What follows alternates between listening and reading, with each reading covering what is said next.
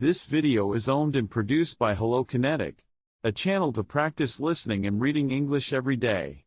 Learn English through real books.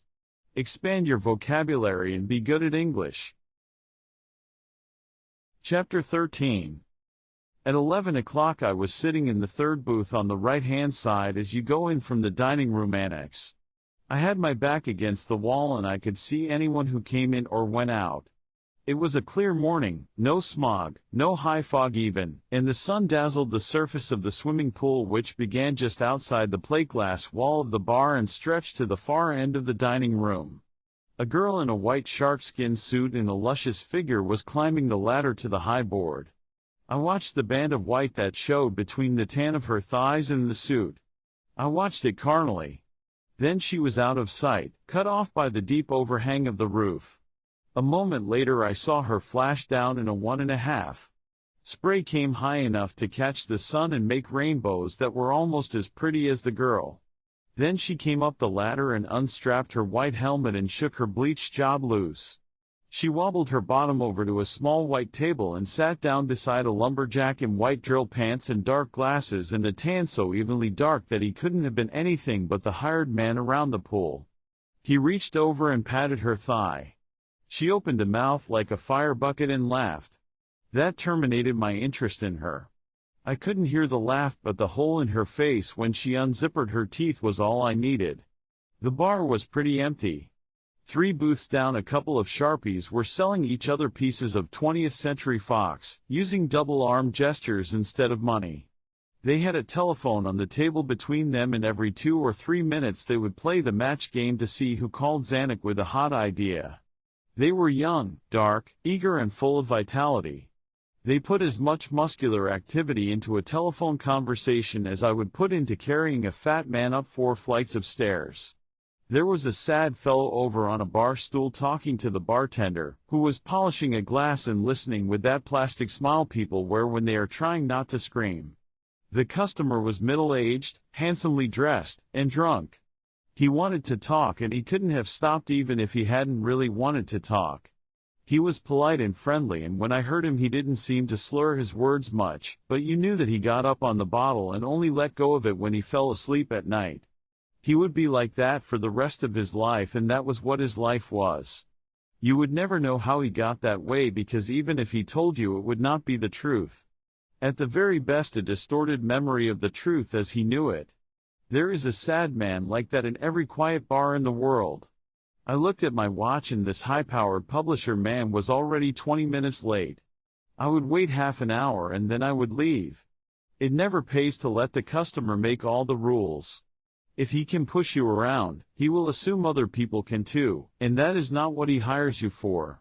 And right now I didn't need the work badly enough to let some fathead from back east use me for a horse holder, some executive character in a paneled office on the 85th floor, with a row of push buttons and an intercom and a secretary and a Hattie Carnegie Career Girls special and a pair of those big beautiful promising eyes. This was the kind of operator who would tell you to be there at 9 sharp, and if you weren't sitting quietly with a pleased smile on your pan when he floated in 2 hours later on a double Gibson, he would have a paroxysm of outraged executive ability which would necessitate 5 weeks at Acapulco before he got back the hop on his high hard one. The old bar waiter came drifting by and glanced softly at my weak scotch and water. I shook my head and he bobbed his white thatch, and right then a dream walked in. It seemed to me for an instant that there was no sound in the bar, that the Sharpies stopped sharping and the drunk on the stool stopped burbling away, and it was like just after the conductor taps on his music stand and raises his arms and holds them poised. She was slim and quite tall in a white linen tailor-made with a black and white polka-dotted scarf around her throat. Her hair was the pale gold of a fairy princess. There was a small hat on it into which the pale gold hair nestled like a bird in its nest. Her eyes were cornflower blue, a rare color, and the lashes were long and almost too pale. She reached the table across the way and was pulling off a white gauntleted glove, and the old waiter had the table pulled out in a way no waiter ever will pull a table out for me. She sat down and slipped the gloves under the strap of her bag and thanked him with a smile so gentle, so exquisitely pure, that he was damn near paralyzed by it. She said something to him in a very low voice. He hurried away, bending forward. There was a guy who really had a mission in life. I stared. She caught me staring. She lifted her glance half an inch and I wasn't there anymore. But wherever I was holding my breath. There are blondes and it is almost a joke word nowadays. All blondes have their points, except perhaps the metallic ones who are as blonde as a Zulu under the bleach and as to disposition as soft as a sidewalk. There is the small cute blonde who cheeps and twitters, and the big statuesque blonde who straight arms you with an ice blue glare. There is the blonde who gives you the up-from-under look and smells lovely and shimmers and hangs on your arm and is always very, very tired when you take her home. She makes that helpless gesture and has that goddamned headache and you would like to slug her, except that you are glad you found out about the headache before you invested too much time and money and hope in her. Because the headache will always be there, a weapon that never wears out and is as deadly as the Bravo's rapier or Lucrezia's poison vial.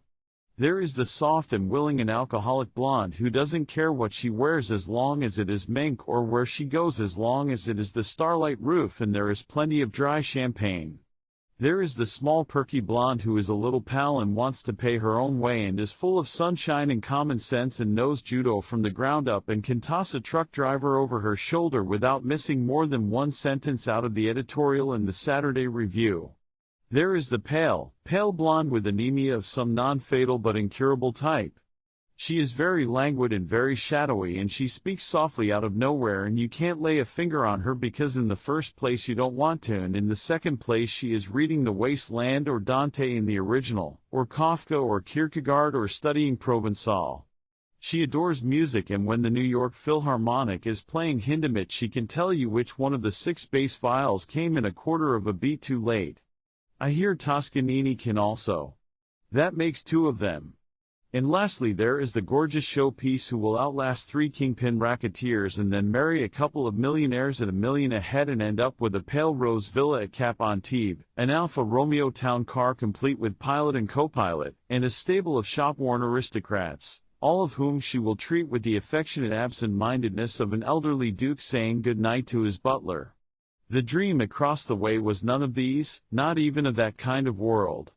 She was unclassifiable, as remote and clear as mountain water, as elusive as its color. I was still staring when a voice close to my elbow said, "I'm shockingly late. I apologize. You must blame it on this. My name's Howard Spencer. You're Marlowe, of course."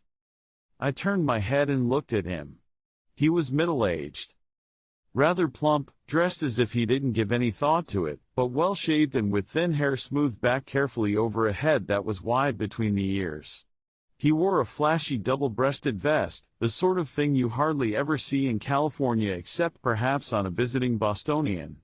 His glasses were rimless and he was patting a shabby old dog of a briefcase which was evidently this. 3 brand-new book-length manuscripts. Fiction. It would be embarrassing to lose them before we have a chance to reject them. He made a signal to the old waiter who had just stepped back from placing a tall green something or other in front of the dream. I have a weakness for gin and orange. A silly sort of drink really. Will you join me? Good. I nodded and the old waiter drifted away. Pointing to the briefcase I said, "How do you know you are going to reject them? If they were any good, they wouldn't be dropped at my hotel by the writers in person. Some New York agent would have them. Then why take them at all? Partly not to hurt feelings. Partly the 1,000-to-1 chance all publishers live for. But mostly you're at a cocktail party and get introduced to all sorts of people, and some of them have novels written and you are just liquored up enough to be benevolent and full of love for the human race, so you say you'd love to see the script. It is then dropped at your hotel with such sickening speed that you are forced to go through the motions of reading it. But I don't suppose you are much interested in publishers and their problems." The waiter brought the drinks. Spencer grabbed for his and took a healthy swig. He wasn't noticing the golden girl across the way. I had all his attention. He was a good contact man. "If it's part of the job," I said. "I can read a book once in a while. One of our most important authors lives around here," he said casually. "Maybe you've read his stuff. Roger Wade." Aha! I see your point. He smiled sadly. You don't care for historical romances. But they sell brutally. I don't have any point, Mr. Spencer. I looked at one of his books once. I thought it was tripe. Is that the wrong thing for me to say? He grinned. Oh no. There are many people who agree with you. But the point is at the moment that he's an automatic bestseller. And every publisher has to have a couple with the way costs are now. I looked across at the Golden Girl. She had finished her limeade or whatever it was and was glancing at a microscopic wrist watch. The bar was filling up a little, but not yet noisy. The two Sharpies were still waving their hands and the solo drinker on the bar stool had a couple of pals with him. I looked back at Howard Spencer. Something to do with your problem? I asked him. This fellow Wade, I mean. He nodded. He was giving me a careful once-over. Tell me a little about yourself, Mr. Marlowe. That is, if you don't find the request objectionable. What sort of thing? I'm a licensed private investigator and have been for quite a while. I'm a lone wolf, unmarried, getting middle-aged, and not rich. I've been in jail more than once and I don't do divorce business. I like liquor and women and chess and a few other things. The cops don't like me too well, but I know a couple I get along with. I'm a native son, born in Santa Rosa, both parents dead, no brothers or sisters, and when I get knocked off in a dark alley sometime, if it happens, as it could to anyone in my business, and to plenty of people in any business or no business at all these days, nobody will feel that the bottom has dropped out of his or her life. I see, he said. But all that doesn't exactly tell me what I want to know. I finished the gin and orange. I didn't like it. I grinned at him. I left out one item, Mr. Spencer. I have a portrait of Madison in my pocket. A portrait of Madison? I'm afraid I don't. A $5,000 bill, I said. Always carry it. My lucky piece. Good God, he said in a hushed voice. Isn't that terribly dangerous? Who was it said that beyond a certain point all dangers are equal? I think it was Walter Bagehot. He was talking about a steeplejack. Then he grinned. Sorry, but I am a publisher. You're all right, Marlowe. I'll take a chance on you. If I didn't you would tell me to go to hell. Right? I grinned back at him. He called the waiter and ordered another pair of drinks. Here it is, he said carefully. We are in bad trouble over Roger Wade. He can't finish a book. He's losing his grip and there's something behind it. The man seems to be going to pieces. Wild fits of drinking and temper. Every once in a while he disappears for days on end. Not very long ago he threw his wife downstairs and put her in the hospital with 5 broken ribs. There's no trouble between them in the usual sense, none at all. The man just goes nuts when he drinks. Spencer leaned back and looked at me gloomily. We have to have that book finished. We need it badly. To a certain extent my job depends on it. But we need more than that. We want to save a very able writer who is capable of much better things than he has ever done. Something is very wrong. This trip he won't even see me. I realize this sounds like a job for a psychiatrist. Mrs. Wade disagrees. She is convinced that he is perfectly sane but that something is worrying him to death. A blackmailer, for instance. The Wades have been married 5 years. Something from his past may have caught up with him. It might even be, just as a wild guess, a fatal hit-and-run accident and someone has the goods on him. We don't know what it is. We want to know. And we are willing to pay well to correct the trouble. If it turns out to be a medical matter, well, that's that. If not, there has to be an answer. And in the meantime Mrs. Wade has to be protected. He might kill her the next time. You never know. The second round of drinks came. I left mine untouched and watched him gobble half of his in one swallow. I lit a cigarette and just stared at him. You don't want a detective, I said. You want a magician. What the hell could I do? If I happen to be there at exactly the right time, and if he isn't too tough for me to handle, I might knock him out and put him to bed. But I'd have to be there. It's 100 to 1 against. You know that. He's about your size, Spencer said, but he's not in your condition. And you could be there all the time. Hardly. And drunks are cunning. He'd be certain to pick a time when I wasn't around to throw his wingding. I'm not in the market for a job as a male nurse. A male nurse wouldn't be any use. Roger Wade is not the kind of man to accept one. He is a very talented guy who has been jarred loose from his self-control. He has made too much money writing junk for halfwits. But the only salvation for a writer is to write. If there is anything good in him, it will come out. Okay, I'm sold on him, I said wearily. He's terrific. Also, he's damn dangerous. He has a guilty secret and he tries to drown it in alcohol. It's not my kind of problem, Mr. Spencer. I see. He looked at his wristwatch with a worried frown that knotted his face and made it look older and smaller. Well, you can't blame me for trying. He reached for his fat briefcase. I looked across at the golden girl. She was getting ready to leave. The white-haired waiter was hovering over her with the check. She gave him some money and a lovely smile, and he looked as if he had shaken hands with God. She touched up her lips and put her white gauntlets on, and the waiter pulled the table halfway across the room for her to stroll out. I glanced at Spencer. He was frowning down at the empty glass on the table edge. He had the briefcase on his knees. Look, I said. I'll go see the man and try to size him up, if you want me to. I'll talk to his wife. But my guess is he'll throw me out of the house. A voice that was not Spencer's said, No, Mr. Marlowe, I don't think he would do that. On the contrary, I think he might like you. I looked up into the pair of violet eyes. She was standing at the end of the table. I got up and canted myself against the back of the booth in that awkward way you have to stand when you can't slide out. Please don't get up, she said in a voice like the stuff they use to line summer clouds with. I know I owe you an apology, but it seemed important for me to have a chance to observe you before I introduced myself. I am Eileen Wade. Spencer said grumpily, He's not interested, Eileen. She smiled gently. I disagree. I pulled myself together. I have been standing there off balance with my mouth open and me breathing through it like a sweet girl graduate. This was really a dish. Seen close up, she was almost paralyzing. I didn't say I wasn't interested, Mrs. Wade. What I said or meant to say was that I didn't think I could do any good, and it might be a hell of a mistake for me to try. It might do a lot of harm. She was very serious now. The smile had gone. You are deciding too soon. You can't judge people by what they do.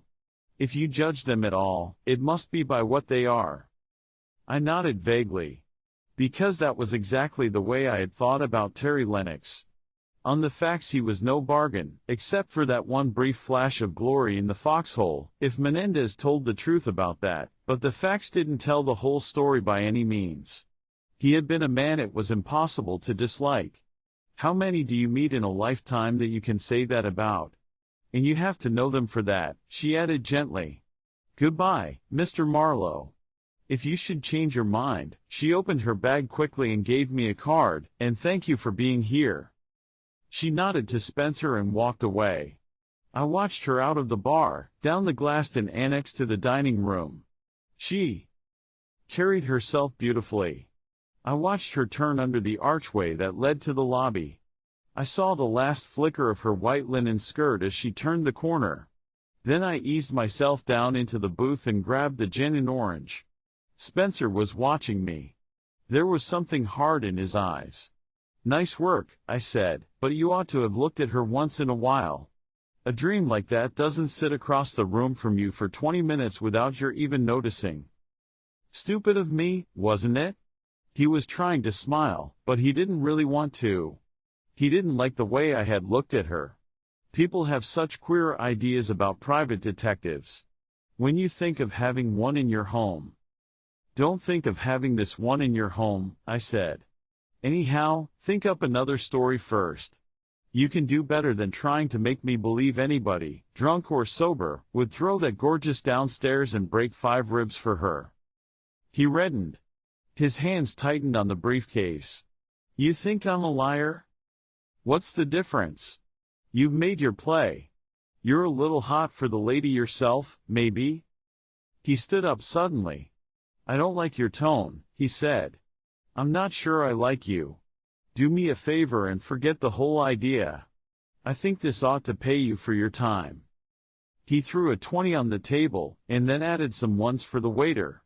He stood a moment staring down at me. His eyes were bright and his face was still red. I'm married and have 4 children, he said abruptly. Congratulations. He made a swift noise in his throat and turned and went. He went pretty fast. I watched him for a while and then I didn't. I drank the rest of my drink and got out my cigarettes and shook one loose and stuck it in my mouth and lit it. The old waiter came up and looked at the money. Can I get you anything else, sir? Nope. The dough is all yours. He picked it up slowly. This is a $20 bill, sir. The gentleman made a mistake. He can read. The dough is all yours, I said. I'm sure I'm very grateful. If you are quite sure, sir. Quite sure. He bobbed his head and went away, still looking worried. The bar was filling up. A couple of streamlined demi-virgins went by caroling and waving. They knew the 2 hot shots in the booth farther on. The air began to be spattered with darlings and crimson fingernails. I smoked half of my cigarette, scowling at nothing, and then got up to leave.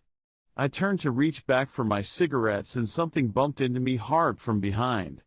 It was just what I needed. I swung around and I was looking at the profile of a broad-beamed crowd-pleaser in an overdraped Oxford flannel. He had the outstretched arm of the popular character and the 2x6 grin of the guy who never loses a sale. I took hold of the outstretched arm and spun him around. What's the matter, Jack? Don't they make the aisles wide enough for your personality? He shook his arm loose and got tough. Don't get fancy, Buster. I might loosen your jaw for you. Ha, ha, I said. You might play center field for the Yankees and hit a home run with a breadstick. He doubled a meaty fist. Darling, think of your manicure, I told him. He controlled his emotions. Nuts to you, wise guy, he sneered. Some other time, when I have less on my mind. Could there be less? Go on, beat it, he snarled. One more crack and you'll need new bridge work. I grinned at him. Call me up, Jack. But with better dialogue. His expression changed. He laughed. You in pictures, chum? Only the kind they pin up in the post office. See you in the mug book, he said, and walked away, still grinning. It was all very silly, but it got rid of the feeling.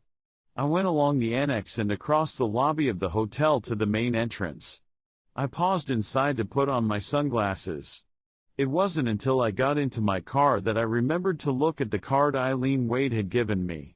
It was an engraved card, but not a formal calling card, because it had an address and a telephone number on it. Mrs. Roger Stearns Wade, 1247 Idle Valley Road. Telephone Idle Valley 5 to 6324. I knew a good deal about Idle Valley, and I knew it had changed a great deal from the days when they had the gatehouse at the entrance and the private police force, and the gambling casino on the lake, and the $50 Joy Girls. Quiet Money had taken over the tract after the casino was closed out. Quiet Money had made it a subdivider's dream. A club owned the lake and the lake frontage, and if they didn't want you in the club, you didn't get to play in the water. It was exclusive in the only remaining sense of the word that doesn't mean merely expensive. I belonged in Idle Valley like a pearl onion on a banana split. Howard Spencer called me up late in the afternoon. He had got over his mad and wanted to say he was sorry and he hadn't handled the situation very well, and had I perhaps any second thoughts. I'll go see him if he asked me to. Not otherwise. I see. There would be a substantial bonus. Look, Mr. Spencer, I said impatiently, you can't hire Destiny. If Mrs. Wade is afraid of the guy, she can move out. That's her problem. Nobody could protect her 24 hours a day from her own husband. There isn't that much protection in the world. But that's not all you want. You want to know why and how and when the guy jumped the rails, and then fix it so that he doesn't do it again, at least until he finishes the book. And that's up to him. If he wants to write the damn book bad enough, he'll lay off the hooch until he does it. You want too damn much. They all go together, he said. It's all one problem. But I guess I understand. It's a little oversubtle for your kind of operation. Well, goodbye. I'm flying back to New York tonight. Have a smooth trip. He thanked me and hung up. I forgot to tell him I had given his 20 to the waiter. I thought of calling back to tell him, then I thought he was miserable enough already.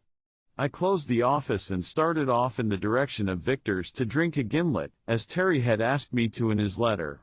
I changed my mind. I wasn't feeling sentimental enough. I went to Lowry's and had a martini and some prime ribs and Yorkshire pudding instead. When I got home I turned on the TV set and looked at the fights. They were no good, just a bunch of dancing masters who ought to have been working for Arthur Murray. All they did was jab and bob up and down and feint one another off balance. Not one of them could hit hard enough to wake his grandmother out of a light doze. The crowd was booing and the referee kept clapping his hands for action, but they went right on swaying and jittering and jabbing long lefts. I turned to another channel and looked at a crime show. The action took place in a closed closet and the faces were tired and overfamiliar and not beautiful. The dialogue was stuff even Monogram wouldn't have used. The Dick had a colored houseboy for comic relief. He didn't need it, he was plenty comical all by himself. And the commercials would have sickened a goat raised on barbed wire and broken beer bottles. I cut it off and smoked a long, cool, tightly packed cigarette. It was kind to my throat. It was made of fine tobacco. I forgot to notice what brand it was. I was about ready to hit the hay when Detective Sergeant Green of Homicide called me up. Thought you might like to know they buried your friend Lennox a couple of days ago right in that Mexican town where he died. A lawyer representing the family went down there and attended to it. You were pretty lucky this time, Marlowe. Next time you think of helping a pal skip the country, don't. How many bullet holes did he have in him? What's that? He barked. Then he was silent for a space. Then he said rather too carefully, 1, I should say. It's usually enough when it blows a guy's head off. The lawyer is bringing back a set of prints and whatever was in his pockets. Anything more you'd like to know? Yeah, but you can't tell me. I'd like to know who killed Lennox's wife. Cripes, didn't Grenz tell you he left a full confession? It was in the papers, anyway. Don't you read the papers anymore? Thanks for calling me, Sergeant. It was real kind of you. Look, Marlowe, he said raspingly. You got any funny ideas about this case? You could buy yourself a lot of grief talking about them. The case is closed, finalized, and laid away in mothballs. Damn lucky for you it is. Accessory after the fact is good for 5 years in this state. And let me tell you something else.